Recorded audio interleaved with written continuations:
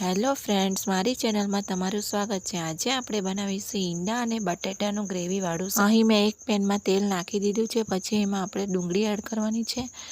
ડુંગળીને 2 મિનિટ સુધી સાતળવાની છે અને પછી એમાં આપણે નાખીશું લીલો મસાલો। લીલો મસાલોમાં લઈ લીધું છે આદુ, લસણ અને મરચાંની પેસ્ટ।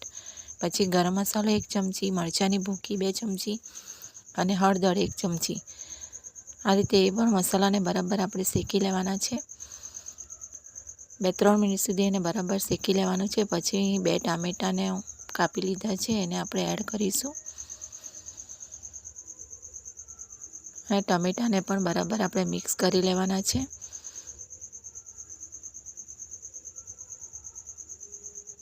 ટમેટાને આપણે બરાબર આ રીતે થોડા મેશ કરી લેવાના છે ચમચાની મદદથી।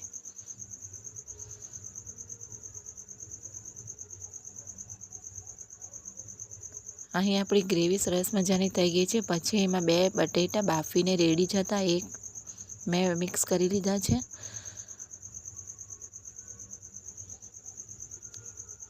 અને પછી એમાં સ્વાદ અનુસાર મીઠું નાખીશું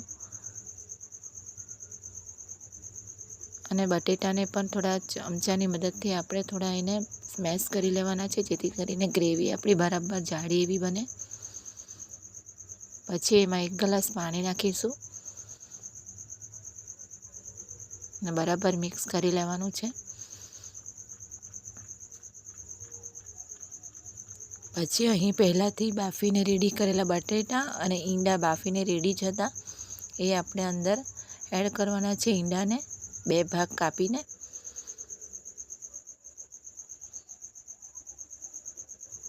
આ રીતે ઈંડા એડ કરી દીધા છે અને 5-1 મિનિટ સુધી ઢાંકીને આપણે એને થવા દેવાના છે।